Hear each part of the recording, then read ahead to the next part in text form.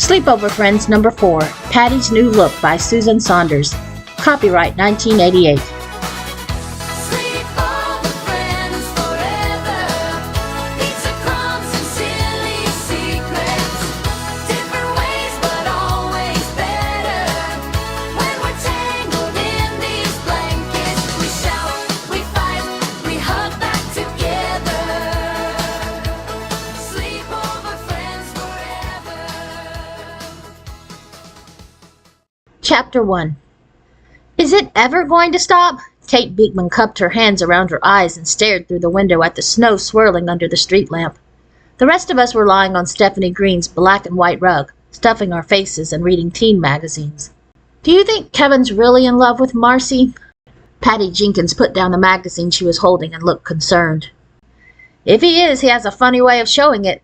Kate turned around and nodded knowingly. He's been out with Tanya Coulter at least 3 times recently. I saw it in Confidentially Yours at the supermarket. Tanya's great looking. I especially like the way she does her hair. Stephanie slicked her own curly black hair back on the sides and sucked at her cheeks. Kevin is too good for Tanya, Kate said firmly. She leaned down to scoop up Cinders, Stephanie's kitten. Cinders is a brother to Kate's kitten, Frederica. Stephanie, Patti, and I'm Lauren Hunter, had wanted to give Kate a calico kitten for her birthday. My mother found one for free in an ad in the newspaper, but she ended up with the calico's brothers and sister as well. I couldn't let them go to the pound, Mom had explained. I figured we could give them good homes. And we did, our homes. Cinders is coal black. My kitten Rocky, to go with Bullwinkle, my family's dog, is black and white, and Patti's Adelaide is black and white too. Patti's parents don't like pets, but they couldn't resist Adelaide. I think Marcy's too boring for Kevin, I broke in, grabbing the last peanut butter chocolate chip cookie on the plate. She reminds me of Karla Stamos. The other girls burst out laughing because Karla Stamos is the dullest girl in our class. Come on, Lauren. Marcy Monroe and Karla? A movie star and a grind? They both wear a lot of brown. Nobody wears brown. They're both always talking about improving their minds and how they can't stand rock music. They only listen to classical. And they both squint, I pointed out. I rest my case. I think Marcy wears contact lenses, Patti said. So what if she doesn't like rock, said Kate. She put Cinders down on the bed, where he curled into a small, neat ball. I still think Marcy's beautiful. And did you see the way she and Kevin kissed on Made for Each Other last Tuesday? That must mean something. Not at all, Stephanie told her. They're actors. It's their business to fake stuff and make you believe it. Of course, if you'd ever done any acting yourself, you'd learn to spot a phony a mile off. I'm not sure a couple of lines in the class play counts as acting, Kate said. I also did some acting in the city. Enough to know it's real, Stephanie said huffily. Kate raised an eyebrow, but Stephanie ignored her. And there's no way Kevin Despain's in love with Marcy Monroe in real life. You're probably right, Patti said sadly, picking up the magazine again and studying the photograph of Kevin as this month's teen dream in Star Turns. He's awfully cute.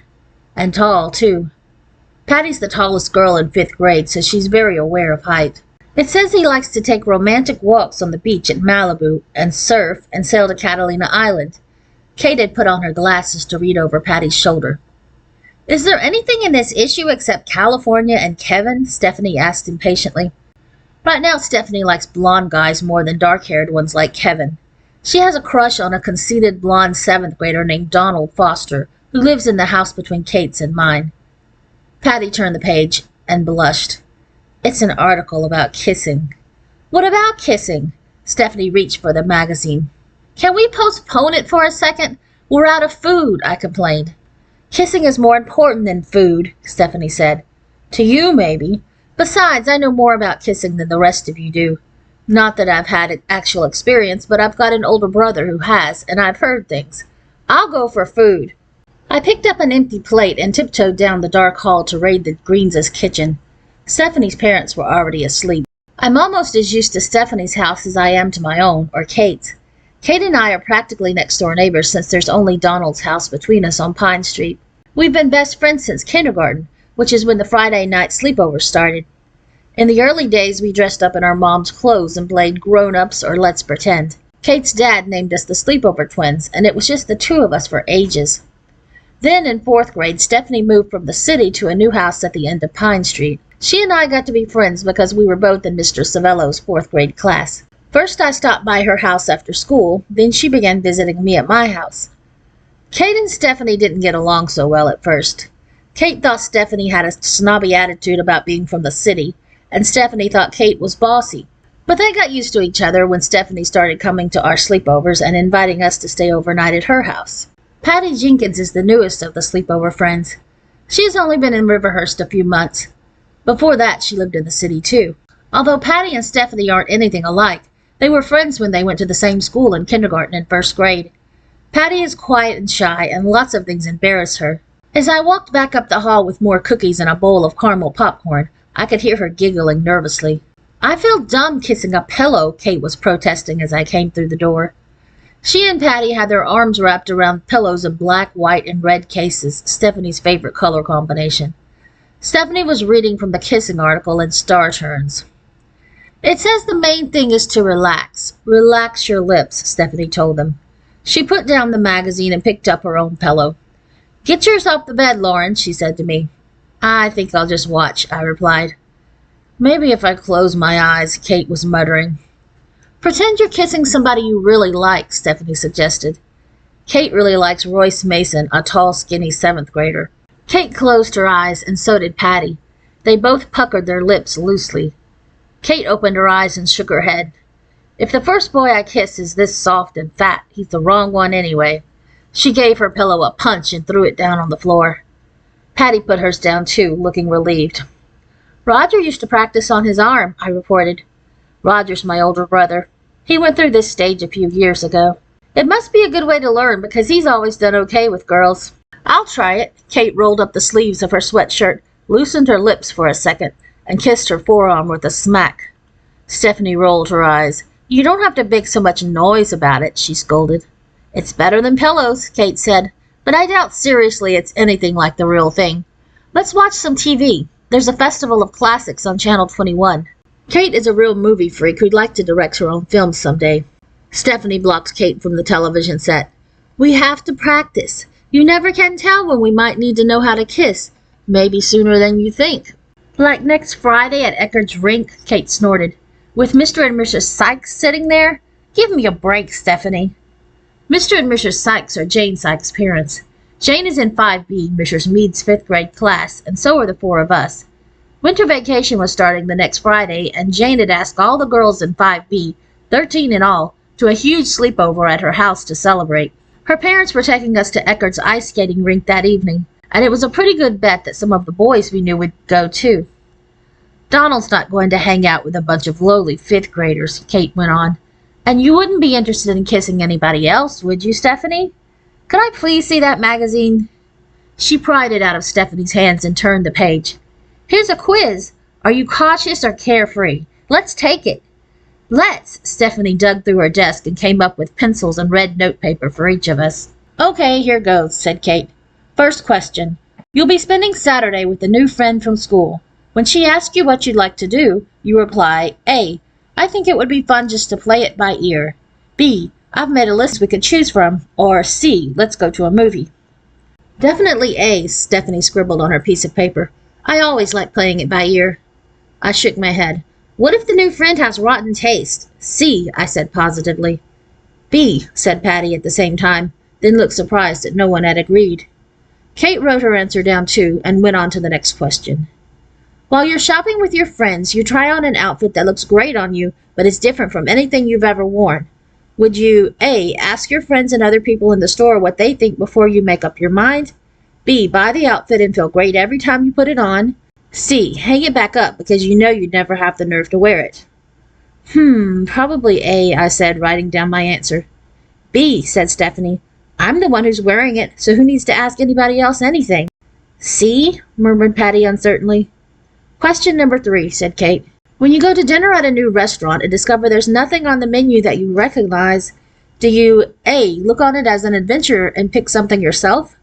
B, ask the waiter to bring the closest thing he's got to a hamburger? C, decide you're not hungry and couldn't possibly eat a thing?" "A," I said right away. I'm pretty interested in most food. Stephanie made a face. "B, it's clear you've never seen baked snails, Lauren."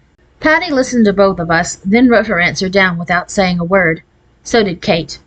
Ready? Kate read the next question. A friend calls on Thursday to invite you on an exciting trip that weekend with her and her parents. You, A, start cramming stuff into a suitcase. You can hardly wait. B, tell her you can't. You'd need a lot more time to get ready. C, think about it for a while, then call her back and say yes. Sounds great. A, Stephanie scrawled her answer. Probably C, I admitted. Sometimes it takes me a while to make up my mind. Patti frowned. She was beginning to look worried. There were 10 questions in all, each with 3 possible answers. When we'd finished, Kate told us how many points each answer was worth. Then we totaled them up. Stephanie got 25 points, which meant she was daring and carefree, although the article warned that maybe she could stand to give her decisions a little more thought. Kate got 17 points and I got 18, which put us right in the middle. It's smart to be sensible, but don't overdo it. But poor Patti ended up with so few points that for her score, the article said, "Are you still breathing? You'd better loosen up fast." Stephanie reached over to put her fingers on Patti's wrist. "There's still a pulse," she teased. "Oh dear," Patti mumbled. She blushed a bright red. "I don't know how you 3 can stand me. I don't know how anybody can stand me," she wailed. "I'm too boring to live." "Patti, it's a dumb test," Kate said quickly, pitching the magazine across the room. "Sure it is." Stephanie picked up the magazine and stuffed it into the waste paper basket. Then she switched on the TV set. 2 old movie stars were kissing in black and white. "Hey, grab your pillows, girls. We can kiss along with Clark Gable." "Take me in your arms, my darling," Kate murmured in a husky voice. She picked up Cinders and smooched his nose. Cinders returned the favor by licking Kate's glasses. Kate and Stephanie and I giggled, but Patti still looked stricken.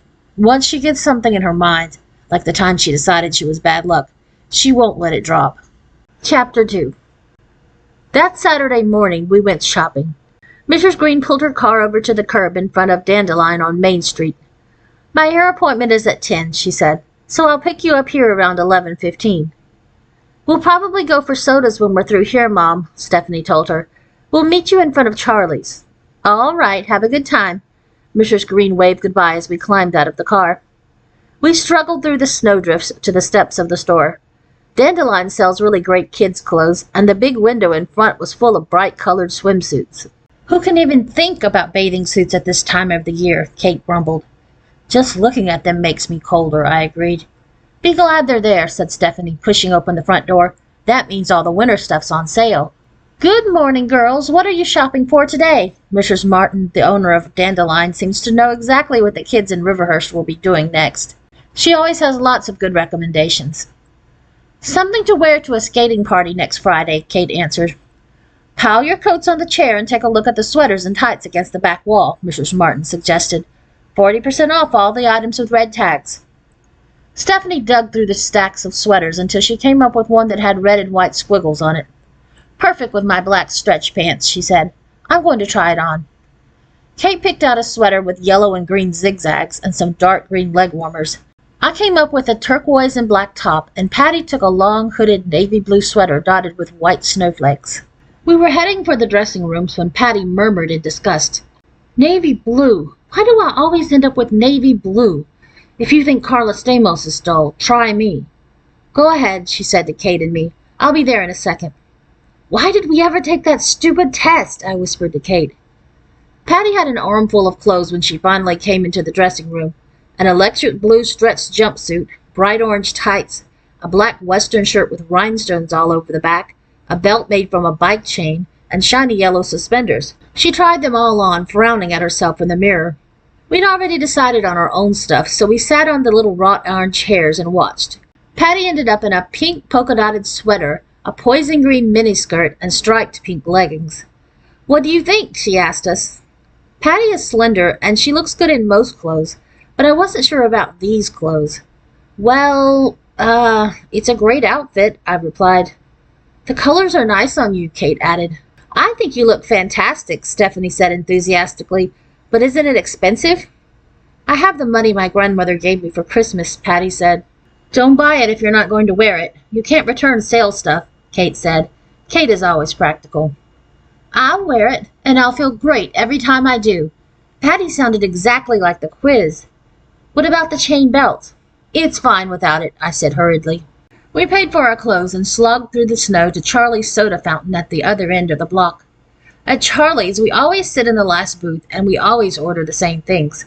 Kate gets a float with 2 scoops of vanilla ice cream, Stephanie orders a chocolate milkshake, I get a banana smoothie, and Patti has a lime freeze. So when the waitress brought the menus, Kate said, "Thanks, but we don't need them. We already know what we want." "I'd like to see a menu," Patti said. We waited as she read through it. "The secret weapon, please," Patti told the waitress at last. The secret weapon is one of Charlie's special inventions. It's supposed to be a mixture of everything in the place, and you have to have a cast iron stomach to even try it. I'm the one with the cast iron stomach, not Patti. "The secret weapon, huh?" the waitress repeated, looking Patti over doubtfully. "You sure?" When Patti nodded, the waitress said, "Okay." She scribbled on her green pad and added, "You know, if you finish it, you get a second one free. Compliments of Charlie." "Has anybody ever finished 2? Kate asked. "A year or so ago, one of the high school boys drank 1.5, the waitress answered. "What was his name? Bug or Lug or something? Tug Keeler? He weighs about 250 pounds and he's a tackle on the Riverhurst High football team." "Tug Keeler, that's right. Didn't see him for a while after that." She took the menu and walked over to the counter. If the secret weapon had wiped out Tug Keeler, what would it do to Patti? We gazed at the stained glass in the window next to us, thinking our own thoughts until the waitress came back with our orders. Float, shake, and smoothie. She sat them down in front of Kate, Stephanie, and me. And ta-da! The secret weapon! She plunked a glass down in front of Patti. All 4 of us stared at the secret weapon. The glass was tall and frosted, with exploding fireworks stamped on it in red. The drink was thick and dark, kind of a brownish purplish color. Even though there were ice cubes floating in it, it seemed to be bubbling, like some sort of magic potion. "Do you think the purple is grape juice or cherry juice?" Kate wondered out loud. "Maybe it's prune juice. Yuck," Stephanie murmured. "Are you really going to drink that?" she asked Patti. "I want to try new things," Patti said determinedly. "But wouldn't a strawberry freeze have been new enough?" Kate wanted to know. Patti shook her head. "Anybody want to sip before I start?" Stephanie and Kate hurriedly sipped their own drinks. "Lauren?" "Not before lunch," I said hastily. "Well, here goes." Patti took a deep breath, picked up the glass, and drank the secret weapon straight down. Then she swallowed a couple of times hard. "Wow, what did it taste like?" Stephanie asked her. "Sweet," Patti said. "It was very sweet." She shuddered a little. "It wasn't so bad," she added, swallowing again. "Thick, kind of coats your throat, like cough medicine." The waitress stopped at our table a few minutes later. "Can I bring you anything else, kids?" Then she noticed Patti's empty glass. "I never would have believed it," she exclaimed. "Ready for your second?" "Why not?" Patti said bravely. "Patti, you've already had the new experience. I wouldn't push my luck if I were you," Kate warned. "I won't drink the whole thing," Patti said. Patti took only a couple of sips of the second secret weapon before pushing the glass away. She wasn't saying much. She seemed very thoughtful. Patti rested her hand on her stomach for a minute or so, as though she were trying to calm it down. Kate checked her watch. "It's almost 11:15. Your mom will be here soon, Stephanie." "Let's pay and go outside," Stephanie said. We were walking down the front steps of Charlie's with our dandelion shopping bags when someone yelled, "Hey, girls!" "Mark Friedman across the street," Stephanie declared. "And Larry Jackson and Henry Larkin. They're all boys in our class. They'd been in Mimi's Pizza. I could see tomato sauce on Henry's white parka from where we were standing. "Get 'em!" Larry shouted. The boys started scooping up handfuls of snow and packing it into snowballs. "Take cover," Kate ordered. We dashed up the sidewalk, giggling. We crouched down behind a parked car and started making snowballs ourselves. "Yow!" the boys attacked, throwing snowballs as they ran across the street and rushed the parked car. We forced them back. You wouldn't think so to look at her, but Stephanie has a great pitching arm. She got Larry on the ear and Henry Larkin in the back of the head as he retreated up the sidewalk. "Regroup, men," Mark bellowed. "Regroup." Boom! I got Mark right in the face. Stephanie stood up. "They're on the run." Kate grabbed as many snowballs as she could carry and followed Stephanie up the sidewalk after the boys. "Come on, Patti," I said, scrambling to my feet. "I think I'll stay here with the packages," Patti said weakly, sinking slowly into a snowdrift. "Are you okay?" I asked her. Actually, I don't feel too well, Patti admitted at last. I took a closer look at her. She was slumped in the snow, and her face was pale and sort of splotchy. Yikes! Stephanie screeched. She and Kate were thundering back down the sidewalk in a hail of snowballs, the boys not far behind them. Don't just sit there. Throw something, Kate yelled at Patti and me. I shook my head. Patti's sick. What's the matter? Kate kneeled in the snow to feel Patti's forehead. Kate's father is a doctor. No fever, but she doesn't look great, Kate said to me in a lower voice. Patti, stick out your tongue. Next she'd be listening to Patti's heart. Kate, it's a secret weapon, I said. The boys charged, whooping and shouting and pelting us with snowballs. Cut that out, Stephanie screeched. Patti's not feeling well. Listen, if we hit you too hard with a snowball or something, Mark started to apologize to Patti. It's not that, it's her stomach, I explained. Patti drank one whole secret weapon in part of a second. You're kidding! The boys stared expectantly at Patti. It looked as if they were waiting for her to explode. Kyle Hubbard drank part of one once on a dare, Larry told us. He thought he was going to throw up for hours afterward. Is that how you feel, Patti? Henry Larkin wanted to know.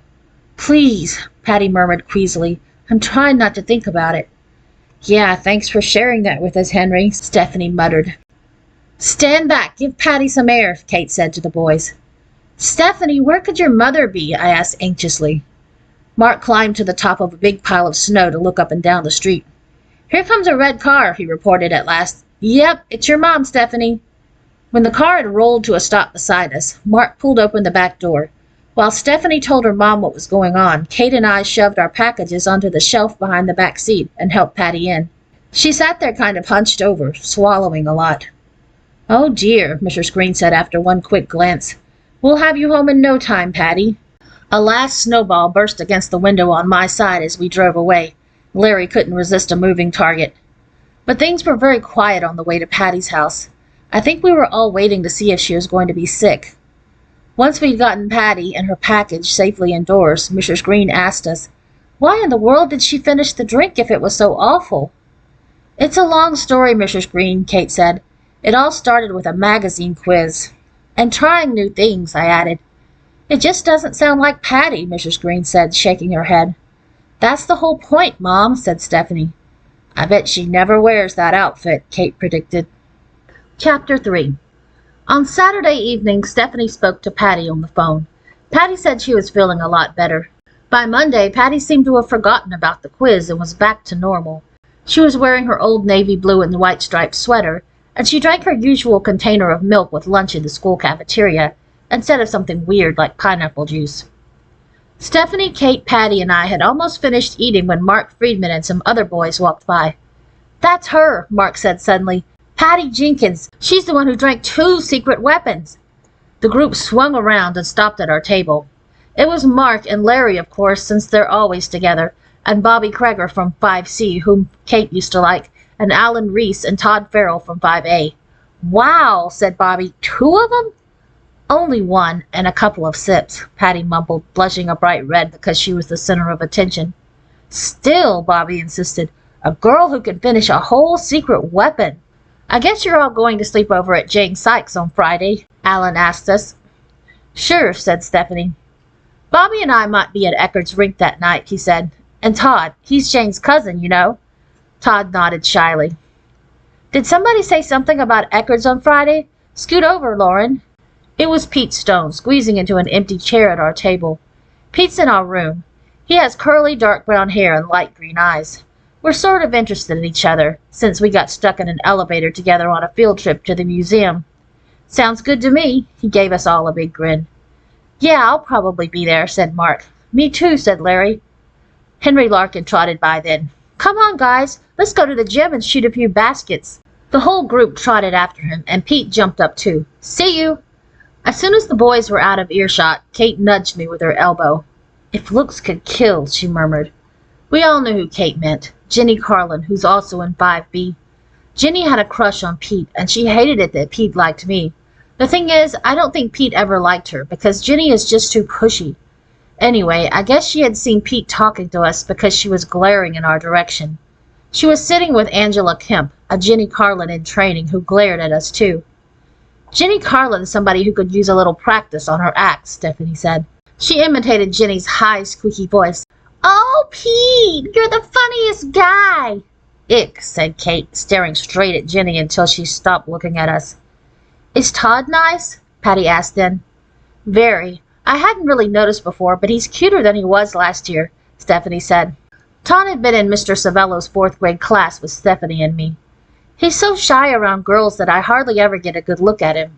He's a lot taller than he was, too, I added. Todd was quite a bit taller than Patti now. He was the tallest in the group of boys he was with, and Pete's no shorty. Thinking about it, I decided Todd and Patti had quite a few things in common, like height and shyness and blushing. I'd forgotten that he's Jane's cousin, I said. I wonder who else will show up at the rink, asked Kate. She and Stephanie and I started talking about the skating party and the sleepover.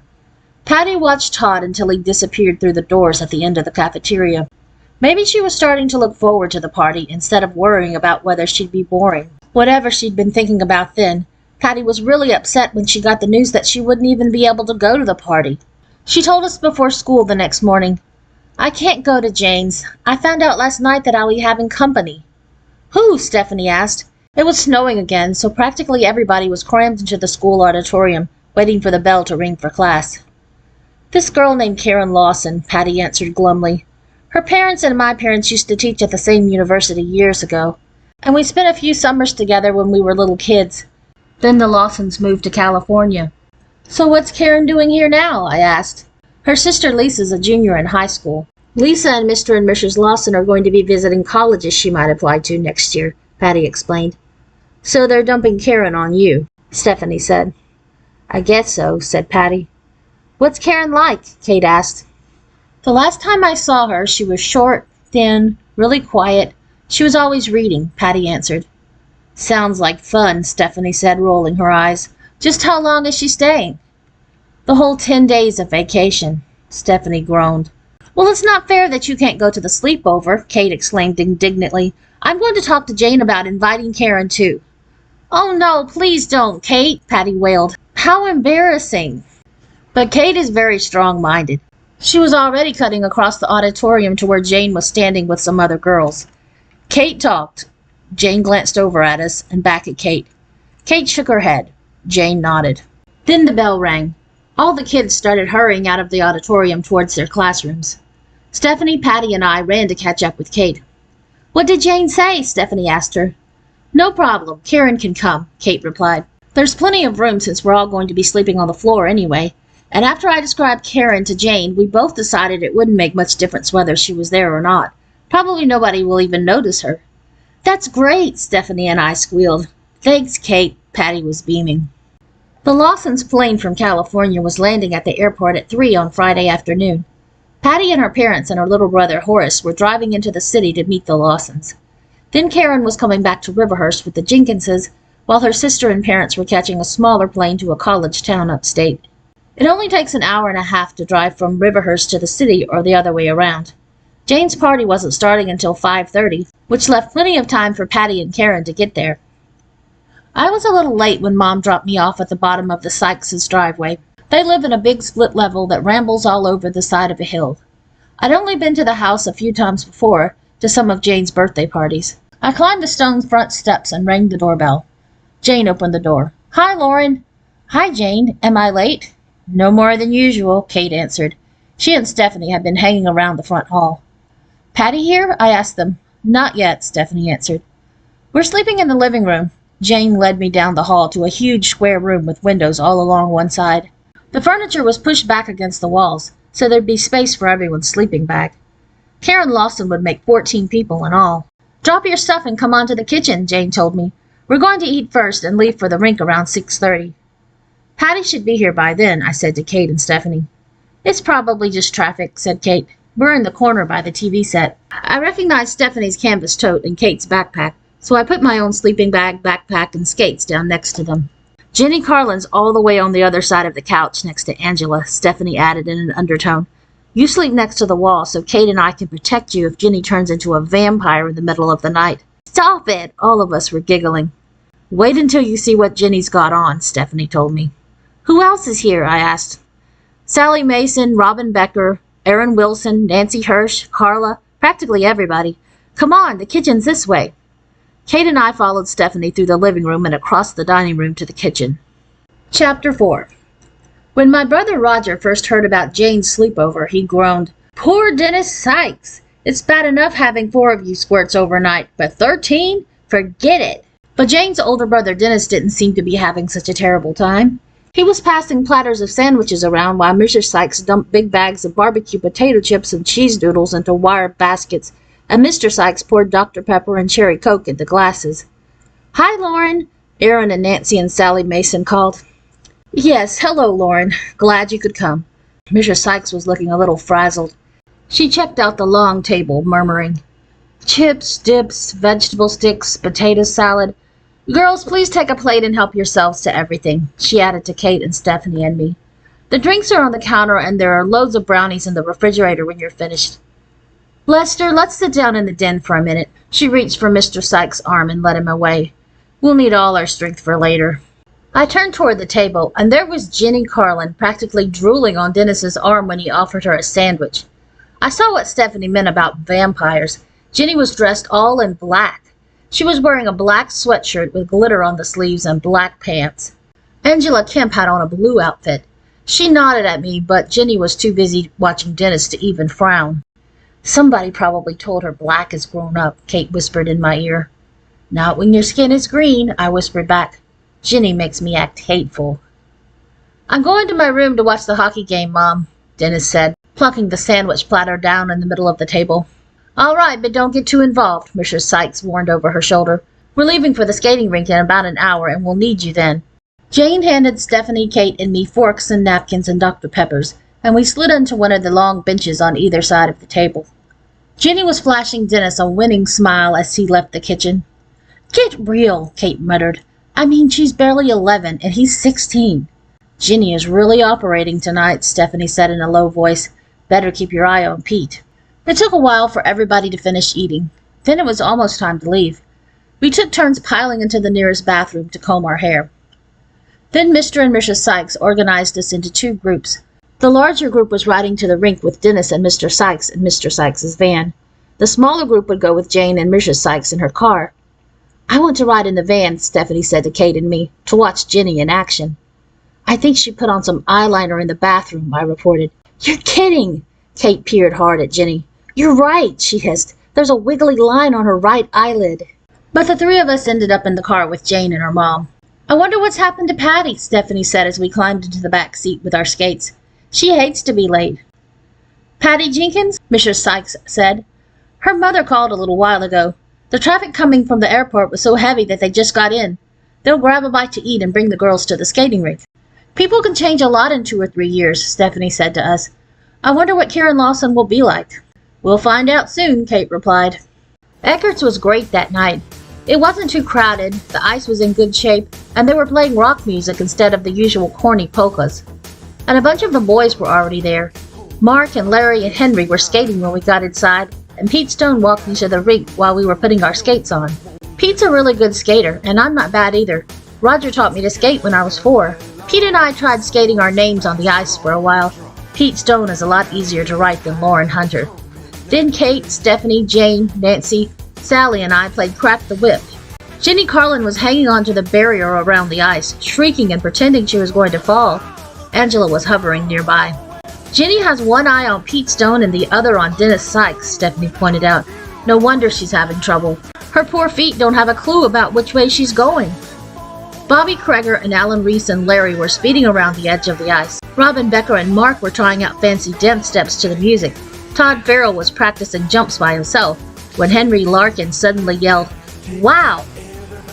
He was standing at the entrance to the rink, so naturally everybody stopped what they were doing and turned around to look too. "Patty's here," Jane Sykes said. Patti was wearing her new outfit, just as she told us she would. The pink polka-dotted sweater, the green miniskirt, and striped pink leggings. And she looked terrific.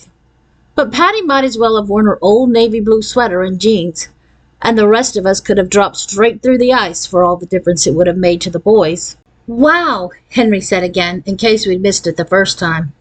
"Wow," Bobby Kreger echoed. "Who is that?" Kate, Stephanie, and I looked at each other. Karen Lawson? Stephanie mouthed and clapped her hand to her forehead. Short, thin, really quiet, always reading, Patti had said about Karen Lawson. Well, she's still short, Kate murmured. But I wouldn't exactly call her thin, would you? I said.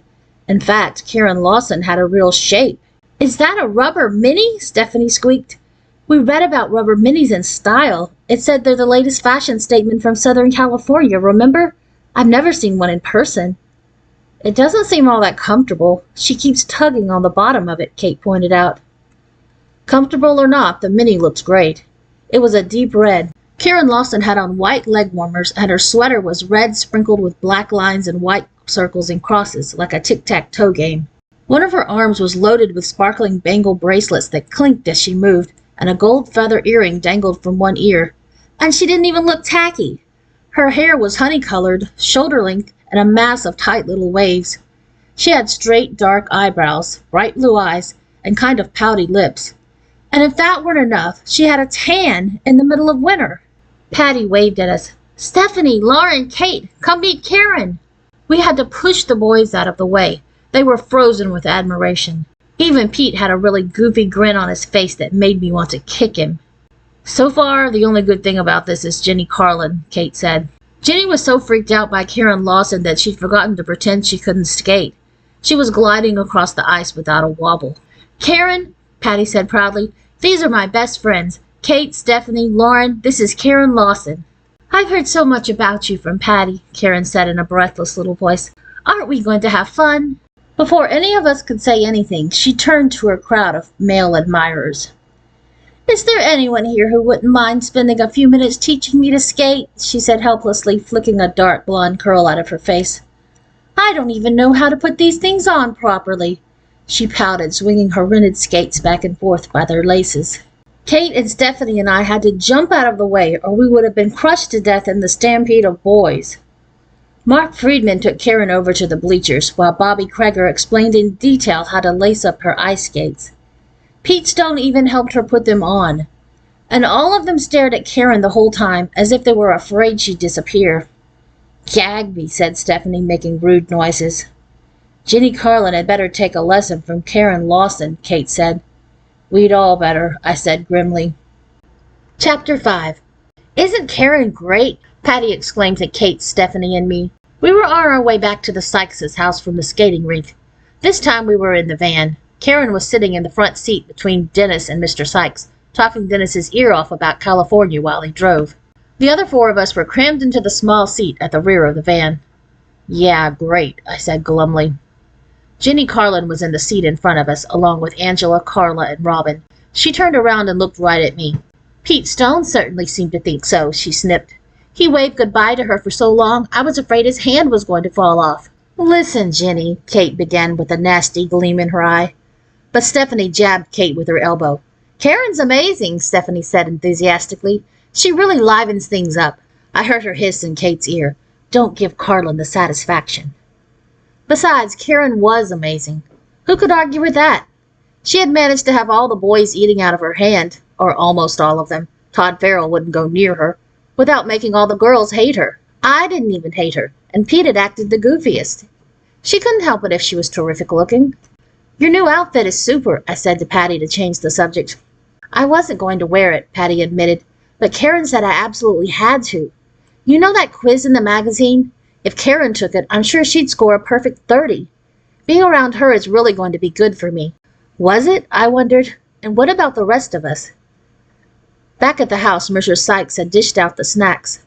There was the usual caramel popcorn we always have at our own sleepovers, but there was fancier stuff too, like tiny pepperoni pizzas Mrs. Sykes had made herself, and shrimp dip, and a big cheddar cheese ball with olives and pimentos in it. Wonderful food, Jane, Karen said as she gracefully bit into a piece of pizza. I love the cheese ball. There was one just like it at a party I went to in Malibu. You've been to Malibu? Patti squeaked. I go all the time, Karen replied. A couple of my friends live there. That's where all the movie stars have houses, Nancy Hirsch practically shrieked. Have you ever seen any stars? Sally Mason asked.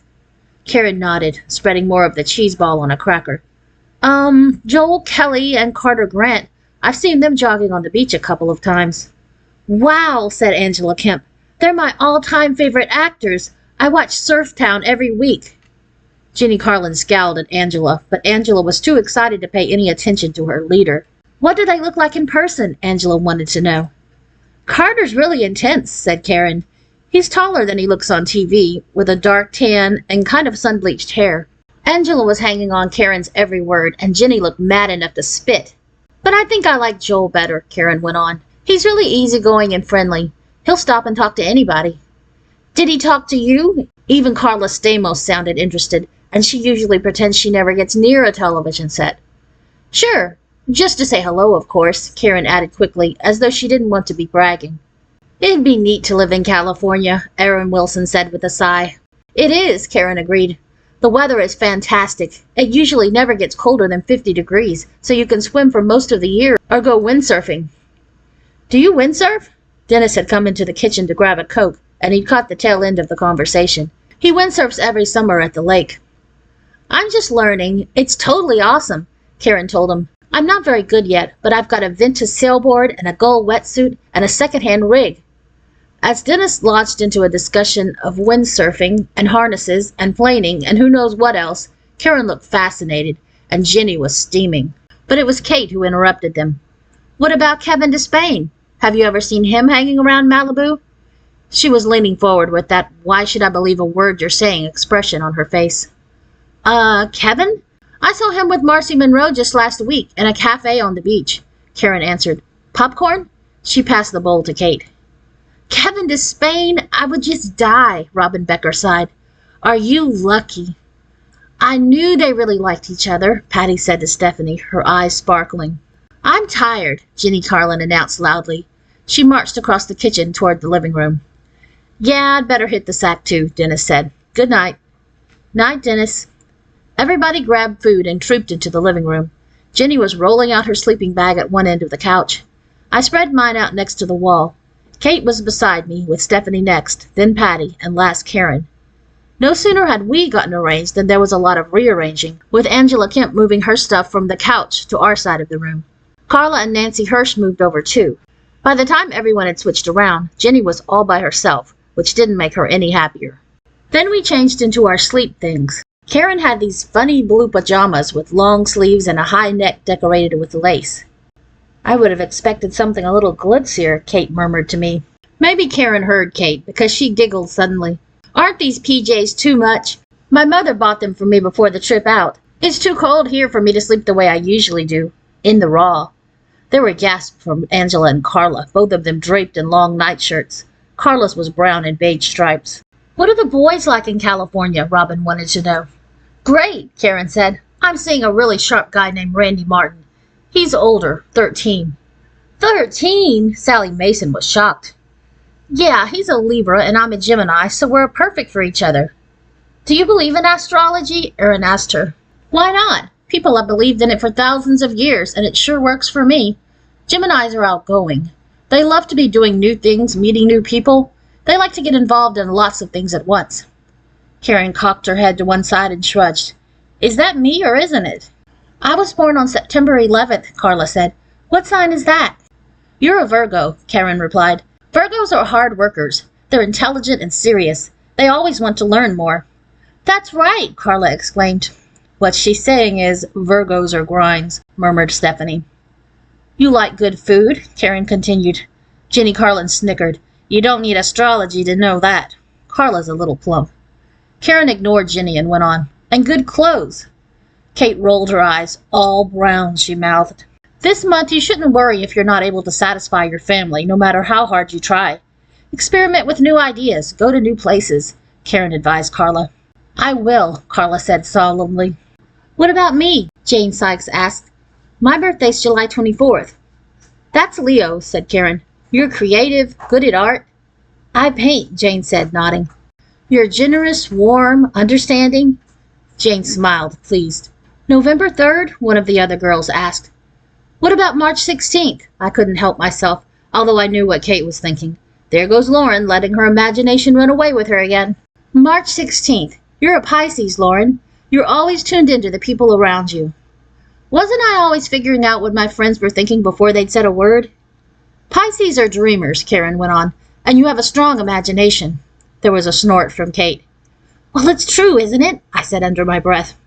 For you and all the millions of other people born on March 16th, Kate hissed. A trip you've been counting on might not work out this month. Maybe the trip to my grandmother's? But you'll make a new friend and smooth some ruffled feelings. I heard Kate give a thoughtful little behind me. Where did you learn all this stuff? Angela Kemp asked Karen. Oh, I picked it up here and there. I know a really amazing astrologer named Zoltan, who studied in India. He has a bald head covered with tattoos of the heavens, Karen answered. Neat, said Angela. Does anybody want to play Truth or Dare? Jenny Carlin interrupted in a bored voice. I'm sure she had some horrible dare in mind for Karen. Truth or Dare? I haven't played that in so long I'd forgotten about it completely, Karen giggled. Would you rather play something else? Jane asked apologetically. Just what do you do at parties in California? Kate's left eyebrow was raised so high it almost disappeared into her hair. Well, if it's a party with boys, we usually play 7 Minutes in Heaven, Karen replied casually. 7 Minutes in Heaven? What's that? Angela Kemp practically screamed. You write the boys' names on slips of paper. Each girl draws a name. Then she goes into a closet for 7 minutes with the boy whose name she's drawn, Karen explained, popping a cracker into her mouth and smiling. What an awesome idea, Nancy Hirsch said. Intense, said Karla. Have you noticed how people are already starting to sound like her? Kate whispered in my ear. I hope it isn't catching. Chapter 6. We didn't play Truth or Dare that night, and I didn't even mention another of our sleepover games, Mad Libs. If Karen thought Truth or Dare was babyish, can you imagine what she would have said about Mad Libs? Instead, we learned some of the latest dance steps from, guess where, California. Then Karen told us a really creepy story about vampires living in the sewers in L.A. I went to sleep after counting at least 6 girls at the party who were already saying L.A. instead of Los Angeles. I dreamed about Jenny Carlin. She was dressed in black. She turned into a vampire and chased me to California, where Pete Stone and Karen Lawson were acting in a movie together. It was awful. I woke up with the sun shining through the window into my eyes. I had a splitting headache. I groaned to myself and massaged my throbbing temples. Me too, Kate whispered. I've been awake for hours, having Excedrin headache number 102, the visitor from California. I've had it with this sleepover, I murmured. I don't even care about breakfast. Are you ready to go home? You bet. Kate crawled out of her sleeping bag, and we crept around the bundled-up bodies of the other girls, then down the hall to the bathroom. While we washed our faces and brushed our teeth, we talked about Karen Lawson. There's something funny about her, Kate said. Like what? I asked. I'm not sure, Kate shook her head. It's as though she's not quite real. It's probably just that we're not used to people from California. She must be real for California, I said. She's real, all right. Ask Mark or Alan or Bobby, said a voice. It was Stephanie, poking her head around the bathroom door. But I know what Kate means. Maybe Karen had a personality transplant. Could this be the same girl who Patti said read all the time and was very quiet? She hasn't stopped talking since she got here, except to sleep. Poor Patti, Kate said. Stuck with Karen Lawson for the whole vacation. Poor Patti. Patti thinks Karen is wonderful, said Stephanie. Karen's going to help her loosen up. Karen certainly had Pete acting like an idiot. I slammed my toothbrush down. He'll get over it, Kate predicted. Too late, I said. I'll never be able to forget that goofy look on his face. You weren't sneaking off without me, were you? Stephanie was brushing her teeth as fast as she could. You're not leaving me here with the California Chamber of Commerce? Stephanie, have you still got that magazine we were reading at your house last Friday? Kate asked suddenly. Star Turns? I threw it out. Why? Maybe they have a copy at the library. I want to take another look at it, Kate said. You don't need a magazine. Just ask Karen about anything, Stephanie said snippily. She knows it, or she's seen it, or she's met it. Does this have something to do with your last night? I asked Kate. Maybe. Kate stared into space, lost in thought. So we'll stop at the library, Stephanie said, dragging a comb through her curly hair. Only let's get out of here before anybody else wakes up. Too late. There was a knock at the door. Can I come in? Patti asked in her soft voice. Hi, Patti. We were just... Stephanie began. Patti's face fell. You're not leaving, are you? I was hoping we could plan a tour around Riverhurst today for Karen, the way you did for me in the beginning. Charlie's and Main Street and the mall. I think I fumbled. But I didn't have the heart to say no to Patti, and neither did Stephanie or Kate. I think I can, if everybody else can. We had time for a quick nap at home that morning to catch up on our sleep. Then, early in the afternoon, Mrs. Jenkins drove the 5 of us to Main Street, where we started hitting the hot spots of Riverhurst. At first, Karen seemed to be having a good time. She liked Charlie's. "Real stained glass," she said, "and wooden booths. There aren't many old places in Los Angeles. Practically everything is brand new. This is nice." We ordered our usuals: float, chocolate milkshake, banana smoothie. The waitress recognized Patti. "Hey, aren't you the kid who drank a secret weapon last week? Live to tell the tale, huh? Want another one?" It wouldn't be a new experience anymore. Patti stuck with her lime freeze, and Karen asked for a strawberry soda. Unfortunately, Karen spilled a little of it on the sweater she was wearing. She was really upset. "Lisa's going to kill me," she murmured. "Lisa?" Kate asked. Yeah," Karen said, rubbing furiously at the pink spot with her napkin. "Lisa's always yelling at me for being a slob." But the waitress brought a damp towel and scrubbed the stain out. We picked through the sales clothes at Dandelion. Almost everything left in the pile was brown. "Just waiting for Karla to give them a good home," was how Stephanie put it. The sidewalks were cleared of snow, but it was cold and windy, so we caught a bus to the mall. At the record emporium, we listened to the Boodles album at full volume on headphones until our ears rang. Then we checked out the Hawaiian shirts and surfer shorts at Just Junior's. At Pets of Distinction, we tapped on the window at 3 fluffy kittens. "Is this what you do on a regular Saturday?" Karen asked then, sounding a little disappointed. "Yes, ride our bikes, shop, hang out at the mall, go to the movies," Kate replied. "I love movies," Karen said. "Want to go this afternoon?" Patti asked. "The Riverhurst Twin Cinema is just down the street," Stephanie told Karen. "Let's," said Karen. "Who's calling the boys?" "Boys," Kate repeated. "You don't go to the movies without boys, do you?" "Never mind, I'll call some. I'll start with Pete Stone. Does anybody have his number?" Patti, Kate, and Stephanie looked at me. Then they looked anywhere else. A red flush was starting to creep up Patti's neck and out of her hair. "I'll get it from information." Karen stopped at a phone booth and asked the operator for the number of Peter Stone, which also happened to be Pete's father's name. 555-4892? "Thanks." Karen dropped some change into the phone and started dialing. I couldn't believe it. We were all just standing there watching her, while she called the boy I liked. "Karen," Patti said urgently. "Karen!" Patti tugged on Karen's sleeve, but Karen pulled her arm away. 555-4...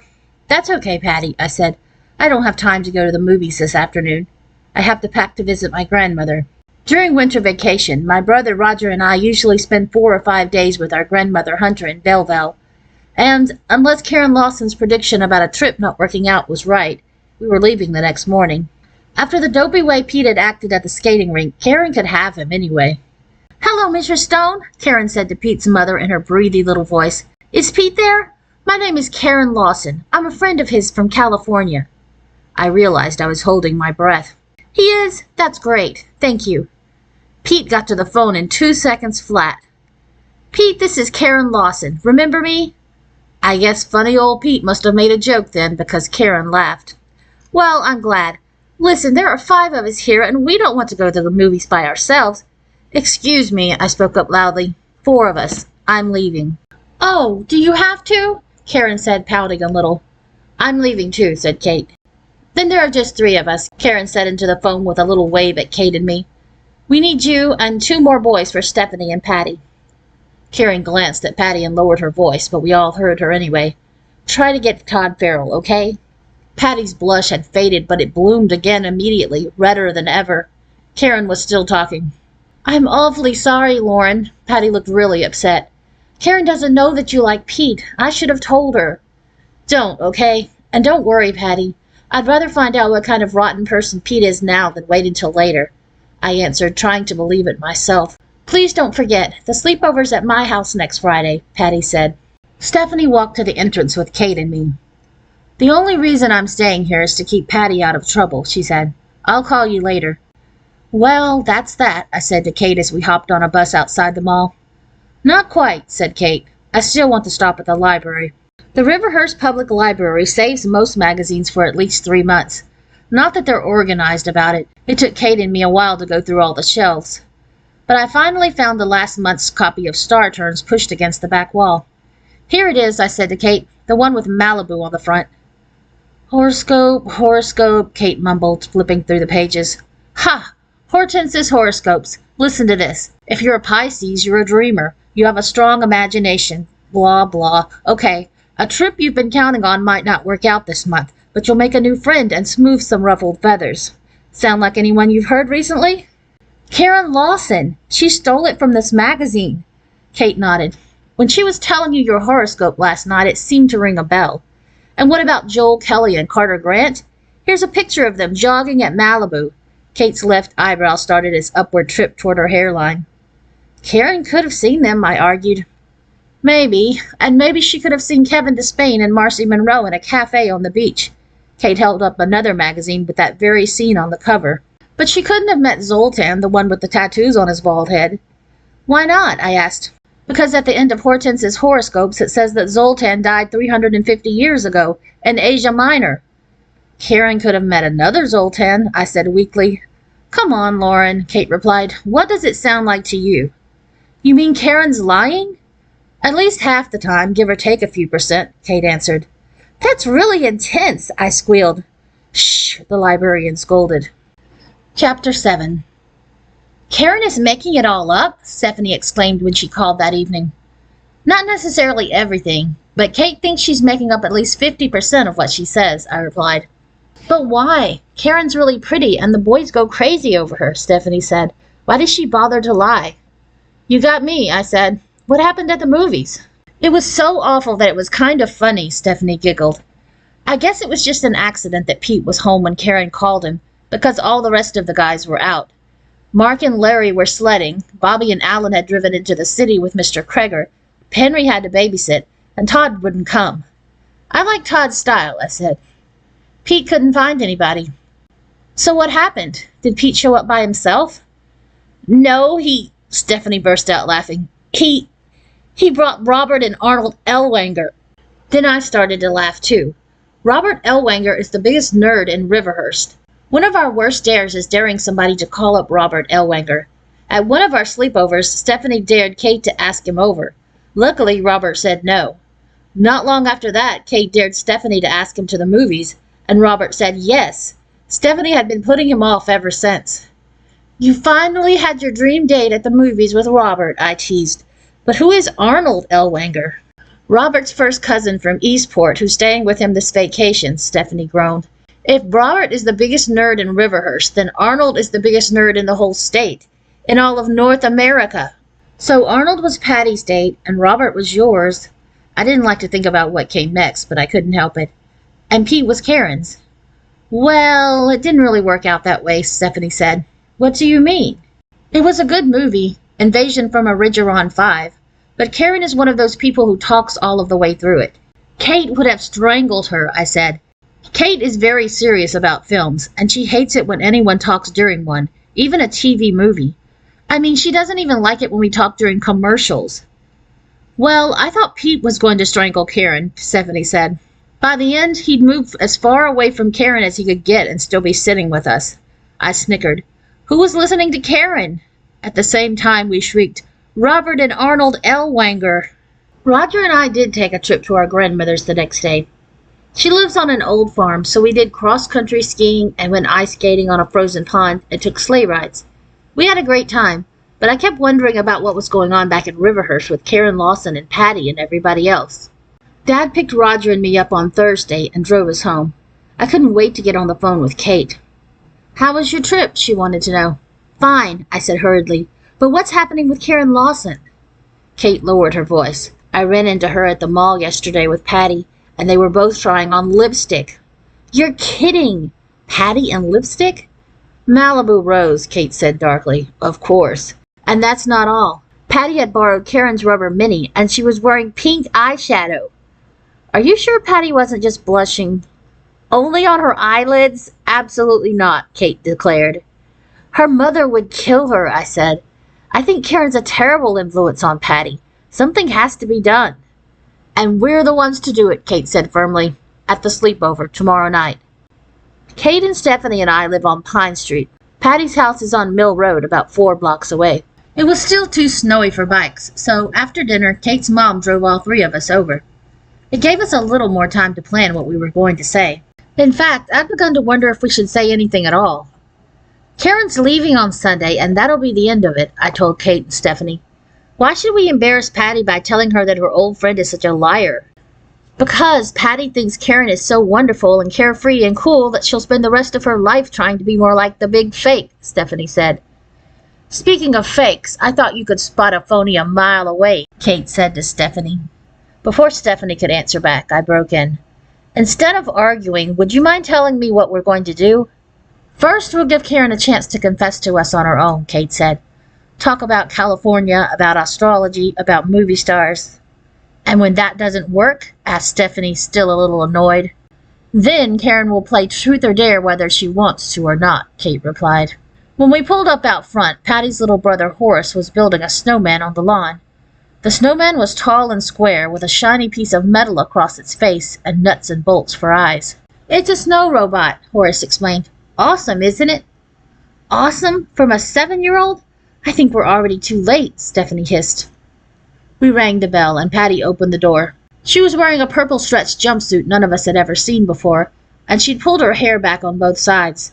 It didn't even look like Patti. Hi, guys, she said. She looked awfully happy to see us. Let's bring your stuff up to my room. Karen's been changing things around, she added, much less enthusiastically. Karen certainly had been changing things around. Patti's room is small and cozy. The last time we'd seen it, she'd had a double bed covered with a quilt that her grandmother had made, and floor-to-ceiling bookshelves crammed with all kinds of neat things. Books, of course, and also stuffed animals from when she was a kid, china figurines from all over the world, and very old family photographs. Since then, the bed had been shoved into a corner. It had a new blue spread printed with yellow lines and green squiggles. The spread was okay, but it wasn't Patti, and the bookcases were almost empty. Half the books were gone, the figurines were spaced one or two to a shelf, and all of the stuffed animals had disappeared. What happened to Billy? I asked Patti. Billy is a brown and white bear Patti got for her 3rd birthday, and he's lived in her room ever since then. Patti pointed up at the ceiling. In the attic. Karen thought my room looked like it belonged to a 1st grader. Where is Karen? Kate inquired. She asked my dad to drive her to the Akira Japanese restaurant to buy some snacks for tonight, Patti answered. And here they are, Karen waltzed through the door carrying 4 or 5 little white cardboard containers. Hello, Kate, Stephanie, Lauren. We'll need plates and forks and drinks, Patti said hastily. Lauren, will you help me? As we started down the stairs, Patti said in a low voice, Lauren, can I talk to you for a second? Sure, what's the problem? I guess I am, Patti said gloomily, pulling me into the kitchen and closing the door. I know Karen's just trying to help me, but... There was a mournful meow from under the table. Patti kneeled down to pick up her black and white kitten. What is it, Tanya? Are you lonesome? She gave the kitten a hug. Tanya? I thought her name was Adelaide, I said. Karen thinks Adelaide is kind of a boring, old-fashioned name, Patti replied. That's the trouble. Karen is great the way she is, and I wish I could be more like her, but I can't be, no matter how hard I try. She looked down at the jumpsuit. Like these clothes. I feel dumb in them. I'm never going to loosen up. Lauren, you're looking at an uptight failure. Stop it, I scolded. We all like you just the way you are. Besides, maybe Karen's not as great as she looks, or sounds. What do you mean? Patti peered up at me. All of the boys think she's wonderful. Not Todd Farrell, I pointed out. She scares him to death. The girls at Jane's party did. Sure, Karen has plenty going for her, but Patti, Karen's lying about a lot of things. I told Patti about the horoscopes and star turns, and about Zoltan, who would have been about 400 years old now if he were alive, and about the strong possibility that Karen saw Joel and Carter and Kevin and Marcy in magazines, not in Malibu. Why would Karen do that? Patti said, puzzled. People would like her whether she knew horoscopes or saw movie stars or not. It doesn't make sense. Kate's going to try to find out, I said. That may be what she's up to right now. We'd better get upstairs, quick, Patti said. She was right. When Kate wants to get to the bottom of something, she won't be sidetracked, not even by rules of common politeness. Patti pulled some forks out of a drawer. I grabbed some plates off the counter, and we raced up the stairs. That's right, Karen was saying as we rushed through the bedroom door. I studied with Zoltan for several months, 1 or 2 hours a day after school. Zoltan, the one with the bald head with star maps tattooed on it? Kate asked. Yes, Karen was beginning to look uncomfortable. But Karen, Kate said, you couldn't have. She was interrupted by a lot of noise downstairs. The doorbell ringing, Patty's mom answering the door, excited voices. We didn't expect you so soon. We finished earlier than we thought. And more sharply, Mrs. Jenkins, where's Karen? Karen stood up. Listen, I've got to... Her eyes darted around the room as if she were looking for a place to hide. But footsteps pounded up the stairs. Karen! Karen! Are you in there? I think that's Karen's big sister, whispered Patti, and boy does she sound mad. The door to Patty's room flew open, and a teenage girl hurtled into the middle of us. Lisa? Patti tried to introduce us, but Lisa Lawson didn't give her the chance. She pointed accusingly at Karen. You stole my clothes. Karen's sister was small, not much bigger than Karen, and very blonde with spiky hair and dark eye makeup. She was wearing a black and white sweater, a black rubber mini, black tights, and long dangly earrings. And she was angry. Those are my stretch pants, she snapped at Karen, and my earring. Then she glared at Patti. And my purple jumpsuit. It is, Patti stammered. I didn't know. Lisa frowned crossly at the rest of us, as though she expected to find us wearing her sweaters or skirts or something. Obviously, Karen raided my suitcase before we left California, and I didn't find out until I unpacked that first night.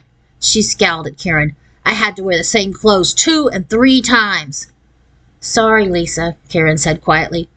I was just so tired of looking the way I usually look. Boring. If my stuff isn't back in my suitcase in 5 minutes, you're terminated. Earrings swinging, Lisa flounced out of the room and stamped down the stairs. Chapter 8. Wow, said Stephanie. Think it's easy, having such a cool sister? Karen said glumly. She opened her suitcase and took out some jeans and a navy blue sweater that was a lot like one of Patty's. Well, I can tell you, it's not. Patti had grabbed the sweatshirt and sweatpants out of her closet. She couldn't get rid of the purple jumpsuit soon enough. I'm supposed to be the smart one in the family. I do well in school. I've always gotten great grades, Karen went on. And Lisa's the popular one. Come on, Karen, you're really pretty, Kate said. I can't believe you have any problems being popular. What boy is going to be interested in the smartest girl in class? Karen folded up Lisa's pants. I thought this trip might give me a chance to be a different person. Not Karen Lawson, class brain, but Karen Lawson, the cool girl from California that everybody likes. Personality transplant, I murmured to Stephanie. You were right. So you made up the horoscopes, Kate said. I read them in a magazine, Karen answered. And the stories about Joel Kelly and Carter Grant and Kevin Despain? I've never seen them. I've never even seen Malibu. It's too far from where we live. You read it all in star turns, Stephanie guessed. Karen nodded. That's what got me started. There was a quiz in last month's issue about being careful or carefree. What was your score? Patti wanted to know. I'm not telling, but the chart said I'd better check my breathing. Me too, exclaimed Patti. So I thought I'd be Lisa. Talk like her, dress like her, just be like her. Karen looked at me then. I'm really sorry about Pete Stone, Lauren. I sort of figured out about you and him when we were at the movies. He talked about you a lot. No big deal, I said, sounding as casual as I could. Pete might have been a jerk at the skating rink, but there was still hope for him. It all kind of worked. But you know what? Karen asked thoughtfully. I'm glad it's over. It's exhausting being somebody else all the time. So, now that that's settled, what should we do? Stephanie asked. It's sleepover time, Patti shouted. I'm starving, I said. What have we got to eat? Lauren's always hungry, Kate told Karen. And she eats and never gains an ounce, Stephanie added. It's disgusting. Are you lucky, Karen said to me. I'm so short that if I even look at food. She puffed out her cheeks. Me too, Stephanie said, eyeing the Japanese takeout cartons. What's in the little boxes? Sushi, Karen said, opening them up and lifting out small rectangles of rice wrapped in something pink or white or gray. I recognize the rice, Kate said, but what's the stuff lying on top? Raw fish, tuna, sea trout, mackerel, and these are salmon eggs. They look like miniature bath beads, Kate said. And this is octopus, very non-fattening. Octopus? According to that quiz in Star Turns, I know we're supposed to dig right in, Kate said, poking the octopus doubtfully. Let's order pizza, Patti said. With everything? Karen asked. Yep. All right, Karen shouted. Patti's black and white kitten slipped around the door just then. With an excited mew, she trotted over to the sushi. Adelaide, Karen said, it's all yours. We'll finish the pizza, said Stephanie, and then we'll bring all of Patty's books and animals down from the attic. And then we'll play Mad Libs, Karen said. I'm a real Mad Libs freak. I have a great idea for a really funny one. She grabbed a notebook off Patty's desk. I need a noun. Quilt, said Patti. An adjective? Starving, Kate said. A noun, said Karen. Kitten, I said. March 16th. You are a quilt. You're always starving to the kitten around you, Karen began. March 16th is my birthday. Lauren, it's your horoscope, said Kate, and we all burst out laughing.